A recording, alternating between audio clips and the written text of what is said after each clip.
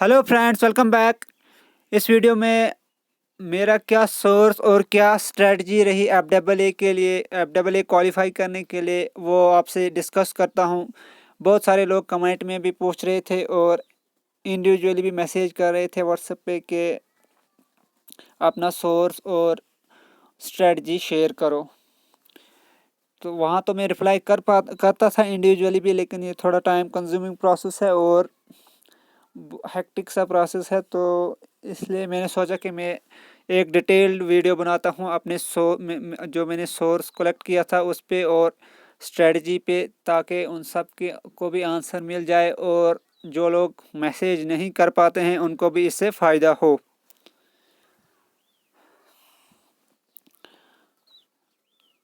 सबसे पहले मैं अपनी हिस्ट्री या बैकग्राउंड के बारे में आपको कुछ बताता हूँ। तो मैं एक गांव में रहता हूं और मैं एक बीपीएल फैमिली से बिलोंग करता हूं। मतलब मुझे फाइनेंशियली उतना सपोर्ट नहीं था, उतना सोर्स नहीं था कि मैं कहीं सिटी में पढूं या कहीं लाइब्रेरी ज्वाइन करूं। ये सब मुझे अवेलेबल नहीं था, तो मैंने सेल्फ स्टडी की और घर में ही की।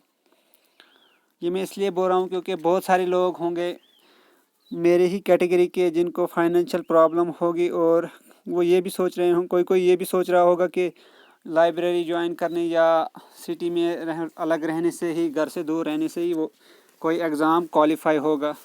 ऐसी बात बिल्कुल भी नहीं है। तो मैंने मैथमेटिक्स में पीजी की हुई है जम्मू यूनिवर्सिटी से, और इससे पहले मैंने जेके एसएसबी का 2016 में वीएलडब्ल्यू, जो कि आपकी अपकमिंग पोस्ट आ रही है, उसका एग्ज़ाम रिटन एग्ज़ाम क्वालिफाई किया हुआ है। तब मैंने मतलब ग्रेजुएशन भी की थी। ग्रेजुएशन का शायद रिज़ल्ट भी नहीं आया था अभी, तो मैंने ये क्वालिफाई किया था। ये तब 12th बेस्ड थी ये पोस्ट।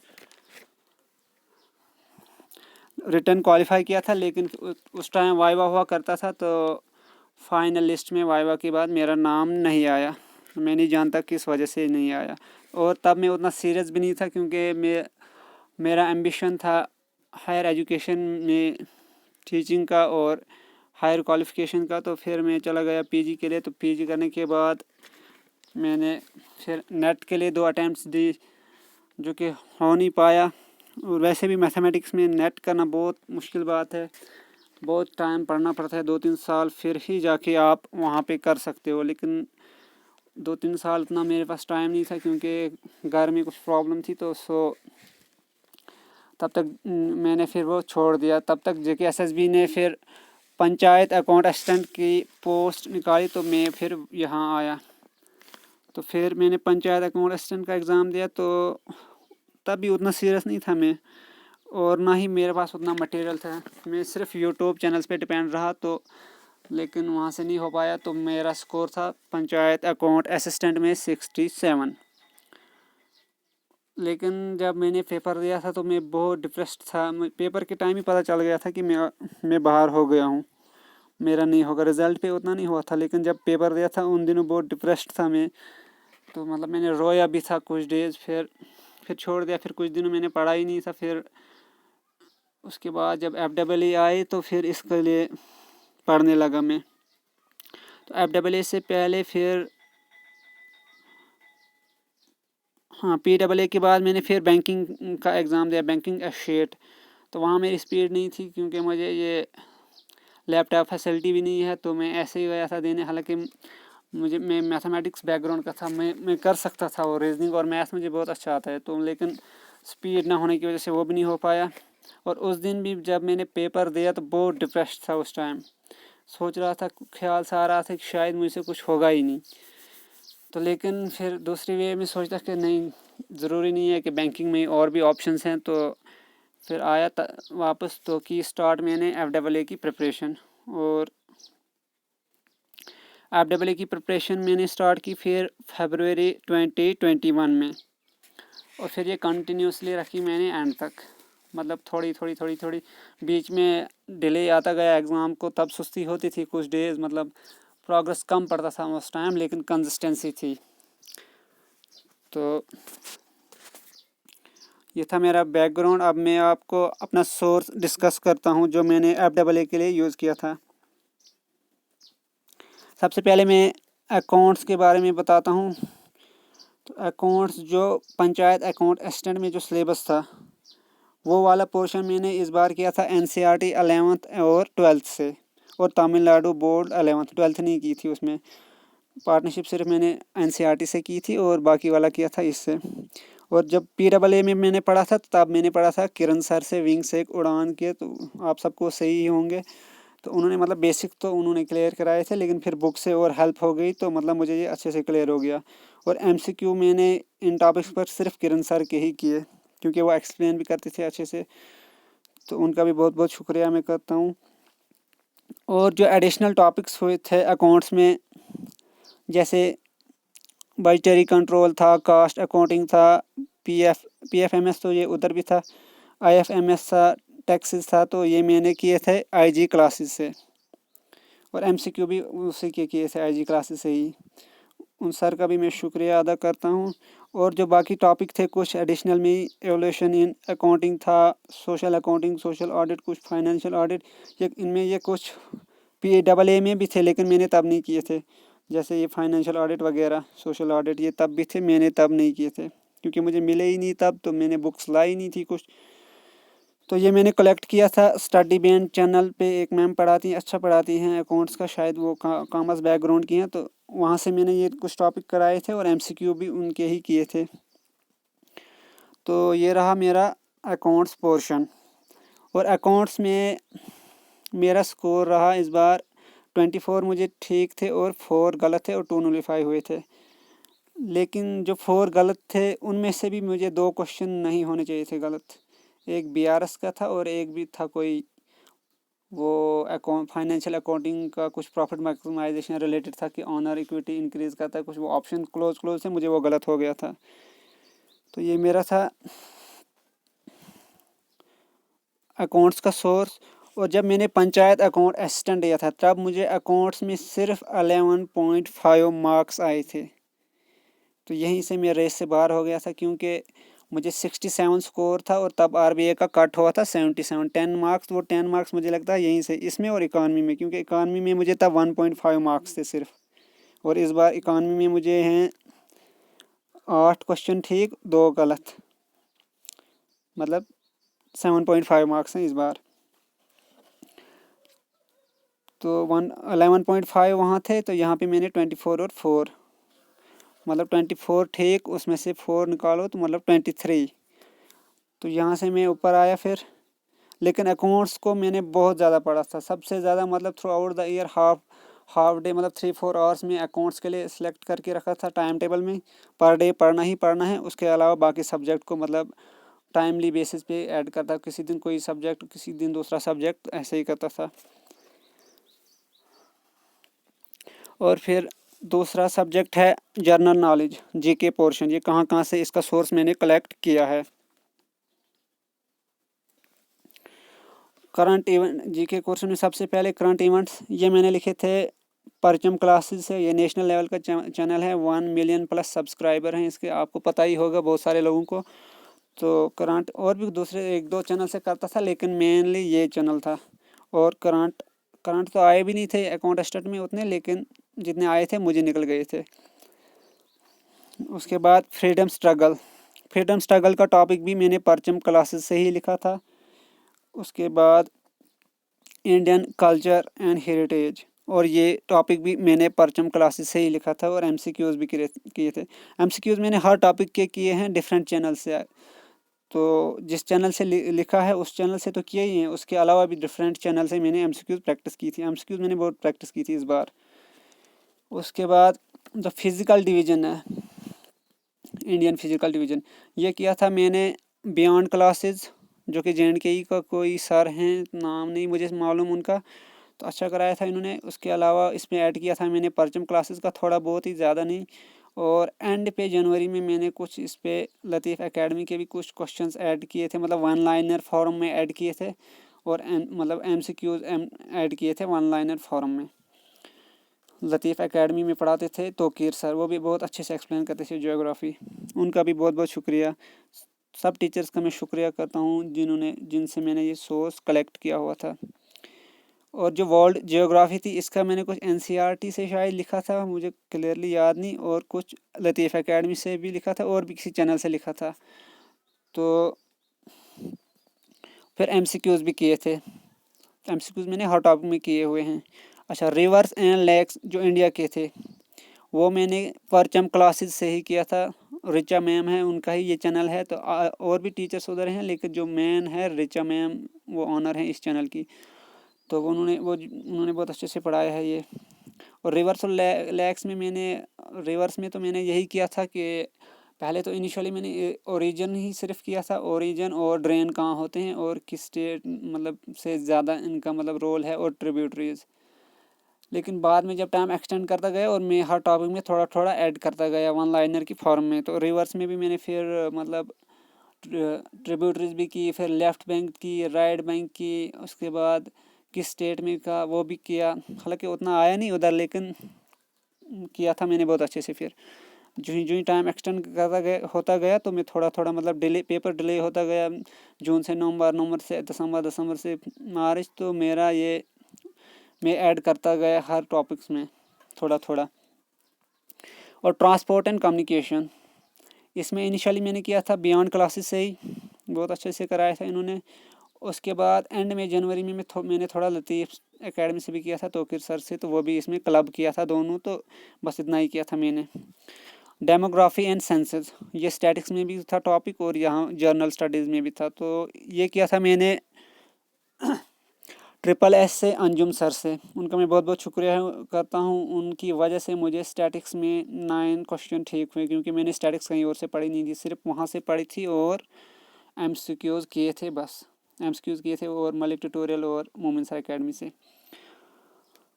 तो डेमोग्राफी और सेंसस हो गया।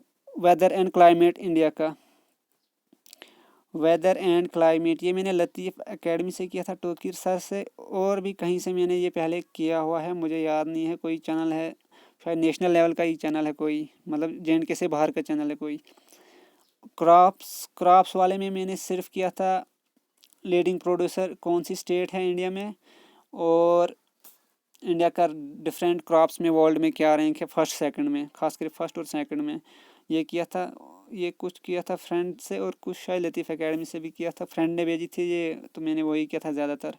और सॉइल का किया था, एक दो क्रॉप्स का सॉइल क्या लगती हैं, जैसे कॉटन के लिए ब्लैक सॉइल लगती है, राइस के लिए एलुवियल सॉइल, बस ये दो तीन और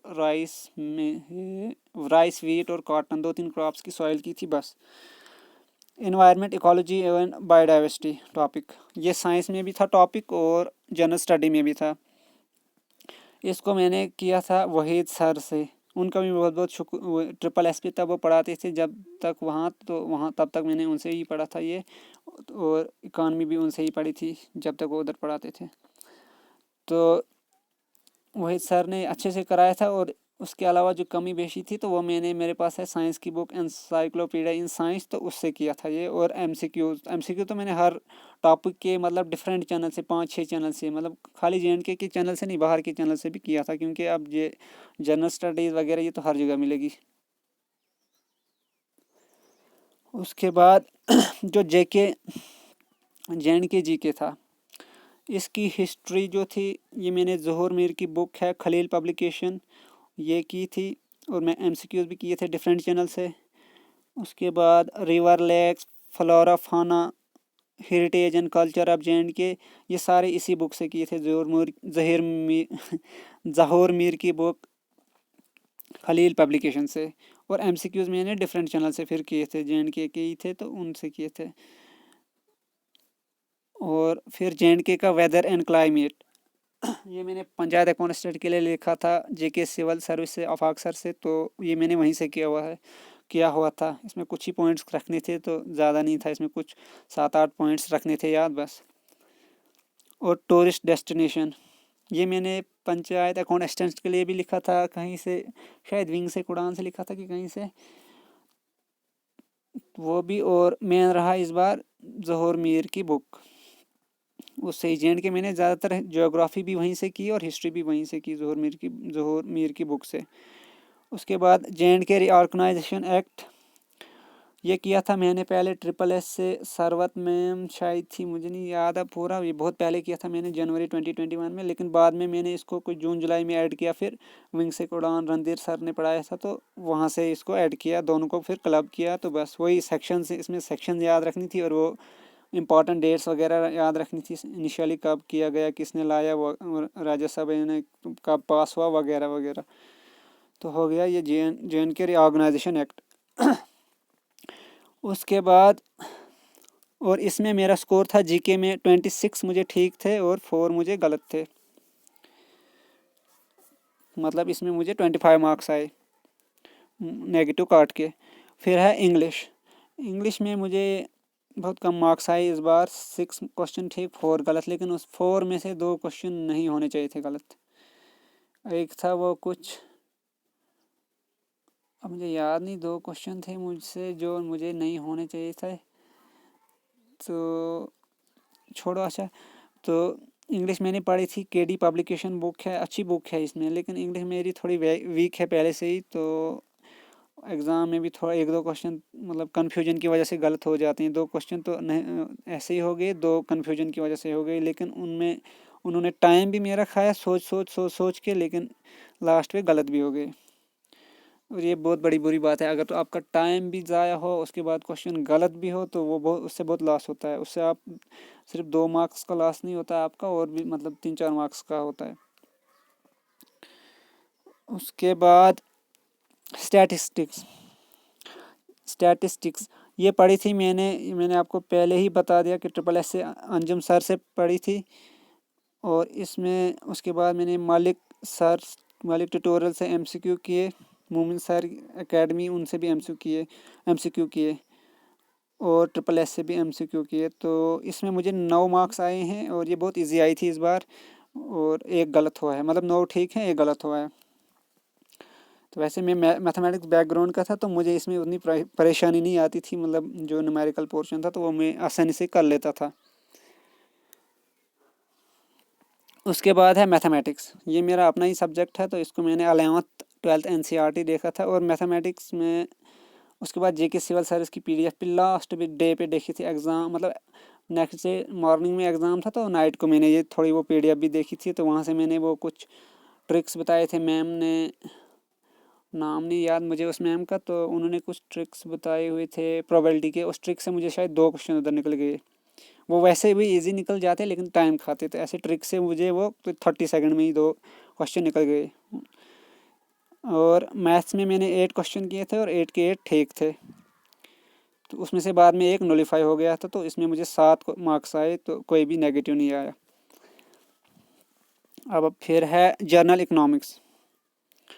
इसमें आप हैरान होंगे कि इसमें मुझे पंचायत अकाउंट स्टेट में कितने कम मार्क्स आए थे, 1.5। 4 क्वेश्चन कुछ ठीक थे तो ज़्यादा गलत थे, इसमें मुझे 1.5 मतलब नेगेटिव काट के मुझे मार्क्स आते थे।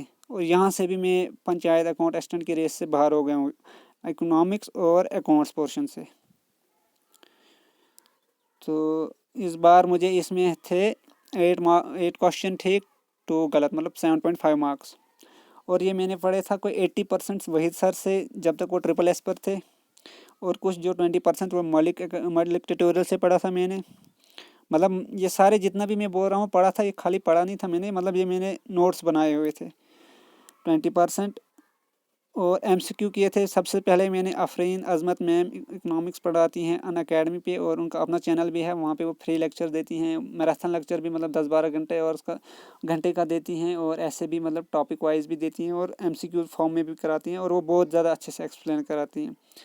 तो उनकी वजह से मुझे मतलब इकोनॉमिक बहुत अच्छे से हो गई क्लियर, और वहीद सर की वजह से भी, क्योंकि इकोनॉमिक्स में मुझे बहुत डर था, क्योंकि PAA में मेरा स्कोर सिर्फ 1.5 था इकोनॉमिक्स में, तो उस वजह से मैं सोचता था कि इकोनॉमिक्स बहुत टफ सब्जेक्ट है। लेकिन जब मैंने फिर पढ़ा तो फिर मैं इस कंडीशन में पहुंचा कि मैं पढ़ा भी सकता था इस सब्जेक्ट को। और एमसीक्यू किए मैंने अफरीन अजमत मैम और मलिक ट्यूटोरियल ने भी अच्छे से एमसीक्यू समझाए हुए हैं। उसके बाद है जर्नल साइंस। साइंस में भी थोड़ा मुझे नॉन मेडिकल था मुझे 12th तक, उसके बाद मुझे था कंपाउंड आर्ट्स। तो 12th तक मुझे मतलब नॉन मेडिकल जो फिज़िक्स और साइंस फिज़िक्स केमिस्ट्री और मैथमेटिक्स तो आगे भी था, और फिज़िक्स केमिस्ट्री 12th तक थी। तो फिज़िक्स मुझे ऐसे मैथमेटिक्स की वजह से भी, और न्यूमेरिकल होते हैं ज़्यादातर क्वेश्चन आते हैं, तो आती थी। तो इसमें मुझे 8 क्वेश्चन ठीक हुए, 2 क्वेश्चन गलत हुए। और इसकी मेरे पास बुक है एनसाइक्लोपीडिया इन साइंस, अरिहंत की बुक है, अच्छी बुक है, बड़ी बुक है ये। अब मैंने उतना ही किया था जो टॉपिक वाइज थे, और एमसीक्यू मैंने किए थे मतलब बहुत सारे वैलिड चैनल से, चाहे वो जेएनके के थे कि बाहर के थे। तो बस उतना ही किया था मैंने साइंस में, तो इसमें भी अच्छा स्कोर था। कंप्यूटर में मुझे थे 7 क्वेश्चन ठीक, 3 क्वेश्चन गलत हुए थे। उनमें भी एक क्वेश्चन नहीं होना चाहिए था। मतलब ओवरऑल मुझे कोई 5 to 6 क्वेश्चन जो थे, जो मुझे गलत नहीं होने चाहिए, अगर मैंने उनको 2 बार पढ़ा होता अच्छे से तो शायद वो ठीक होते। तो मेरा स्कोर अराउंड 100 होता। अभी 93 है मेरा स्कोर, तो 93 पॉइंट समथिंग। 3 गलत हुए। और ये मेरे पास बुक थी अरिहंत की छोटी बुक, इसमें से ही आया था ऑलमोस्ट, सिर्फ 1-2 क्वेश्चन बाहर से थे। और एमसीक्यू किए थे मैंने जेके एग्ज़ाम क्रैकर चैनल से, तानिया मैम की, तानिया नाम है मैम का कि क्या, वो कराती थी वहाँ पे। और कुछ एमसीक्यूज़ मैंने जेके सिविल सर्विस से भी कराए थे, किए थे। तो ये मेरा सोर्स था। और फिज़िकल डिवीज़न के एमसीक्यूज़ मैंने फिर जेके सिविल सर्विस से भी किए हैं। वहाँ पे वो स्टार्ट की थी शायद उन्होंने, वो 3-4 मिनट में 10 एमसीक्यूज़ आते थे, वो कुछ म्यूज़िक ट्यून जैसी होती थी उसमें। तो लेकिन मैंने जितना भी ये एमसीक्यूज़ किए हैं ये लिखे भी थे, और जितना भी ये मैंने डिफरेंट चैनल से डिस्क्रिप्टिव फॉर्म में मटेरियल कलेक्ट किया हुआ था, ये सारा मैंने लिखा हुआ था। और जो बंदा मटेरियल कलेक्ट करता है तो वो आपको मतलब जल्दी याद रहता है, लिखते टाइम भी होता है वो याद, तो बाद में एक रिवीजन दूसरी रिवीजन बस। मटेरियल कलेक्ट करने के बाद नेक्स्ट स्टेप है स्ट्रेटजी। स्ट्रेटजी क्या हुआ करती थी मेरी पढ़ने की। सबसे पहले आपको कॉन्फिडेंस बिल्ड करना है कि कुछ नहीं है, जो कोई भी एग्ज़ाम क्वालिफाई कर रहा है वो भी हम में से ही है। जैसे मैं अपनी एग्जांपल देता हूँ, मेरा एक फ्रेंड है मेरे ही गांव का है, वो भी थोड़ा दूर रहता है। तो हमने मतलब बचपन से नर्सरी से लेकर पीजी तक साथ में पढ़ा है, और इस एग्ज़ाम के लिए भी साथ में ही मतलब फ़ोन पे डिस्कस करते थे। ऑलमोस्ट मटेरियल भी सेम सेम था। उसका 2-3 मार्क्स से रह गया और मेरा हो गया। तो अब मैं थोड़े उससे सुपीरियर हुआ या कुछ, तो वो जिस मतलब रेंज में था मैं भी उसी रेंज में था। इसी तरह जिन लोगों ने क्वालिफाई किया या टॉप किया वो भी हम में से ही हैं, आप में से ही हैं। तो इस कंसेप्ट को माइंड से निकाल दो कि हमसे नहीं होगा, या वो सुपीरियर माइंडेड हैं, या वो कोई एलियंस आए हैं बाहर से ही, तो बस उन्होंने कर दिया, हमसे नहीं होगा। तो स्ट्रेटजी मेरी, पहले आपको कॉन्फिडेंस बिल्ड करना। जब मैंने स्टार्ट किया तो फिर सब कुछ भूल जाना है। जब आप पढ़ोगे किसी चीज़ के बारे में सोचना नहीं है, जो बुक आपके सामने हो बस वो जो आप पेज या आपके सामने हो बस उसके बारे में सोचो बस। उससे कंसंट्रेशन पूरी रहती है, और जितनी ज़्यादा अच्छी कंसंट्रेशन होती है उतनी ज़्यादा देर तक वो चीज़ माइंड में रहती है। तो ये मेन चीज़ है। और कंसिस्टेंटली मैंने पढ़ा था, मतलब फरवरी से मैंने स्टार्ट किया, थ्रू आउट द ईयर मैंने फिर वो पढ़ा। थ्रू आउट द ईयर मैंने पढ़ा। हालांकि मुझे बहुत प्रॉब्लम भी थी, मैंने खेती बाड़ी भी की हुई है पूरे साल, प्लाइंग भी की, उसके बाद मक्की की गुडाई वगैरह कटाई वगैरह वो सारा, लेकिन फिर भी मैं काम करके एटलीस्ट, ऐसे तो मेरा स्टेमिना बहुत है पढ़ने का, मैं 15 आवर्स तक पढ़ सकता हूँ पर डे। तो लेकिन काम के टाइम में 5-6 आवर में स्टिल निकाल लेता था। और फिर जिस दिन फ्री होता था तो वो इनिशियली में फिर 8 to 10 आवर्स पढ़ता था। और मेरा डेली रूटीन क्या होता था, तो मैं अर्ली उठता था मॉर्निंग में, फिर नमाज़ वगैरह पढ़ के फिर स्टार्ट करता था करंट अफेयर्स। करंट अफेयर मैंने पहले भी आपको बताया था कि परचम क्लासेस से मोस्टली लिखता था, और भी 1-2 चैनल्स बाद में मैंने वो ऐड किए, थोड़े थोड़े उधर से भी लिखता था। अगर उधर से कुछ छूट जाता था तो करंट अफेयर लिखता था मैं कोई 7 बजे के अराउंड, तो फिर उनको उधर भी नज़र भी देनी। लेकिन मुझे करंट अफेयर पूरे ईयर की मैंने मार्च से ही, फरवरी से ही, जनवरी से ही स्टार्ट किए थे, एंड तक मुझे एक कॉपी भर गई थी। लास्ट पे जब एग्ज़ाम हुआ तो मैंने लास्ट 6 मंथ के देखे थे सिर्फ। तो करंट अफेयर, उसके बाद में अकाउंट्स पढ़ता था 1 बजे तक, या कोई और भी सब्जेक्ट पढ़ सकते हो आप जो आपको अच्छा लगे। अकाउंट्स इसलिए क्योंकि वो 30 मार्क्स का था, और मेरा मतलब उसके रिलेटेड थोड़ा ज़्यादा पढ़ना पड़ता था, क्योंकि वो टफ़ लगता था, हमने कभी इसके बारे में पढ़ा नहीं होता था, तो उसको ज़्यादा टाइम देना पड़ता था। तो ये हुआ अकाउंट्स। उसके बाद कोई और सब्जेक्ट पढ़ता था मैं, एक या दो, या जीके। पहले अकाउंट्स और जीके मैंने कवर किए थे, फिर इन बाद में ये 10 मार्क्स वाले जो सेक्शनल पोर्शन था तो उनको कवर करता था। तो इसी तरह फिर कुछ जब एक बार रिवाइज पूरा कवर हुआ सिलेबस, तो फिर मैं फिर से दोबारा से रिवाइज करता था। फिर से हर रिवीजन में कुछ चीज़ें नई ऐड हो जाती, वही बुक वही सब कुछ, लेकिन भूल गई होती हैं, और ऐसे भी कोई कोई चीज़ छोड़ गई होती है, तो वो रिवीजन में हो जाती थी कवर। इसलिए रिवीजन बहुत बहुत मस्ट है। तो इस बार इस एग्ज़ाम में तो बहुत टाइम भी मिला, तो इसमें मैंने तो एटलीस्ट 3 रिविजन्स की थी इसमें। उसके बाद एमसीक्यूज़ के लिए भी टाइम मिलता था। फिर जब एक दो बार मैंने पढ़ा, तो दूसरी बार भी पढ़ा, तो फिर मैंने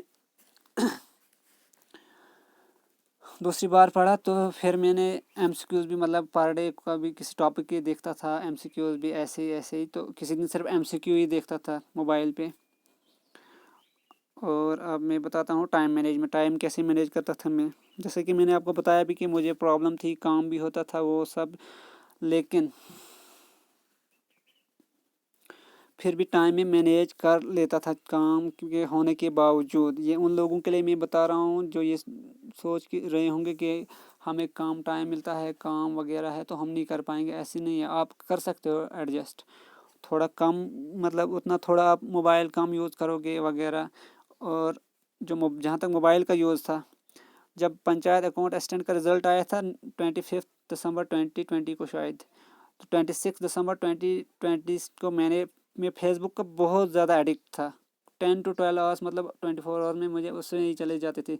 मैं अगर पढ़ता भी था तो साथ में वो खुली होती थी, कभी कमेंट करना, कभी कुछ, तो बस न्यूज़ पे, कभी कुछ, तो वहाँ से कोई रिप्लाई करता, उसमें बस टाइम ऐसे ही स्पेंड करता था। तो फिर मैंने उसको लॉग आउट किया, और फिर मैंने बिल्कुल भी फेसबुक नहीं खोली सितंबर तक। सितंबर के बाद फिर बीच बीच में खोलता था थोड़ा थोड़ा। तो टाइम आपको हर किसी भी तरह मैनेज कर लेना है।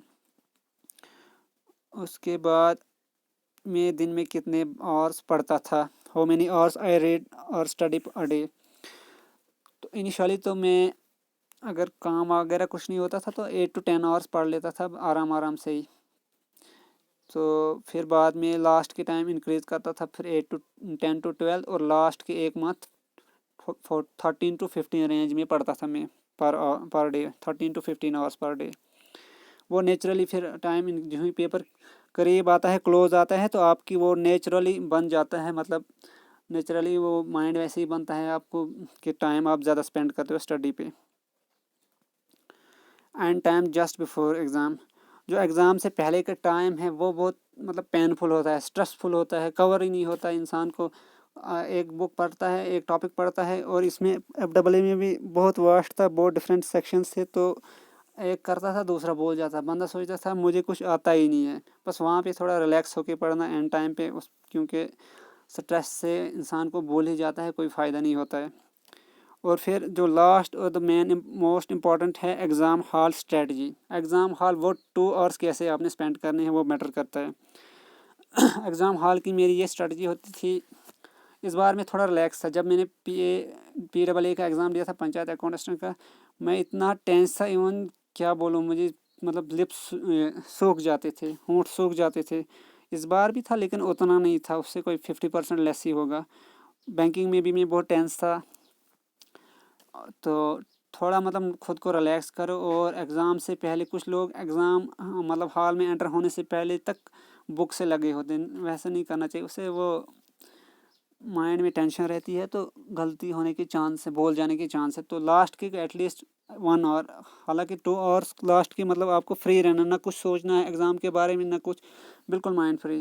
टेंशन तो तब नेचुरली होती है, लेकिन कोशिश करनी है अवॉइड करने की, और स्पेशली लास्ट के 1 आवर। फिर जब पेपर एग्ज़ाम हॉल में आप एंटर करो, वहाँ पे भी कुछ नहीं सोचना है जब तक आपके पास पेपर सामने ना आए। फिर जब क्वेश्चन कैसे चूज़ करने हैं, क्वेश्चन सबसे पहले आप वो वाले चूज़ करो जो आपको बिल्कुल फ्रीली विद इन सेकंड्स निकल जाते हों, जिस पे आपको दूसरी नज़र देने की भी ज़रूरत ना पड़ती है, तो वो पहले चूज़ करो। तो बढ़ते जाओ आगे 1 क्वेश्चन से लेकर 120 तक, जो मेरी स्ट्रेटजी थी। सेकंड स्ट्रेटजी में वो आओ जिसमें और मैथ भी मैं सेकंड में ही देखता था, क्योंकि बाकी क्वेश्चन निकल नहीं पाते थे। मैथ में चांस था कि निकल जाएंगे, तो मैथमेटिक्स इसमें कर लेता था जो जो आते थे, मतलब जो निकलते थे आसानी से। और थर्ड जो नज़र होती थी, फिर मैं उन वाले क्वेश्चन को करता था जिनको डाउट होता था मुझे, जो थोड़ा सोचने वाले होते थे, जिनको मैं एलिमिनेट कर सकता था। 1 2 ऑप्शंस तो वो करता था चूज, फिर पीछे से ही लास्ट तक, मतलब क्वेश्चन नंबर 1 से ही 20 तक। इसी तरह से जो बहुत कम आते थे तो वो लास्ट पे करने।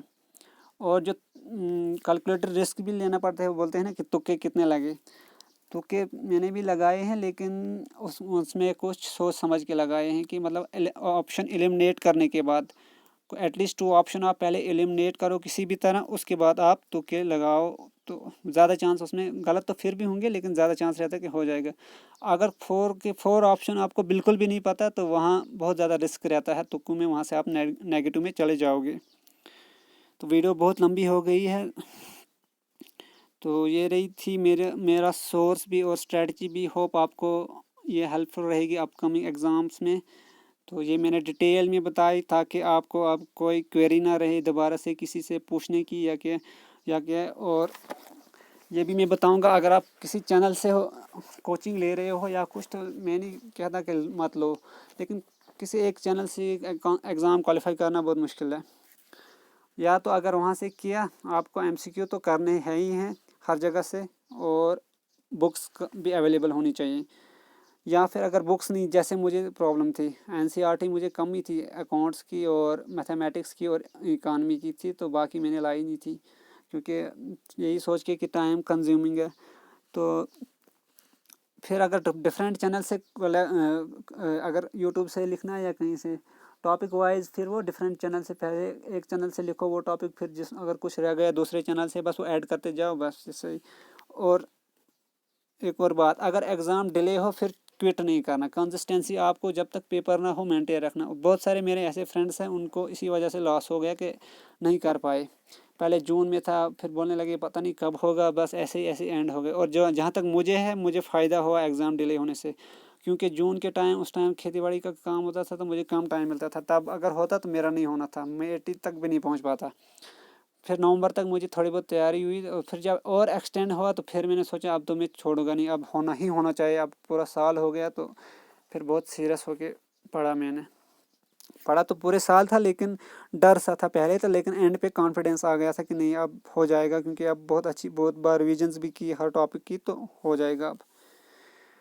तो हम आज की वीडियो यहीं पे कंक्लूड करते हैं। होप आपको इससे बेनिफिट हो अपकमिंग एग्ज़ाम्स में। चैनल को सब्सक्राइब करें अपकमिंग एग्ज़ाम्स के लिए, एंड थैंक्स फॉर वॉचिंग।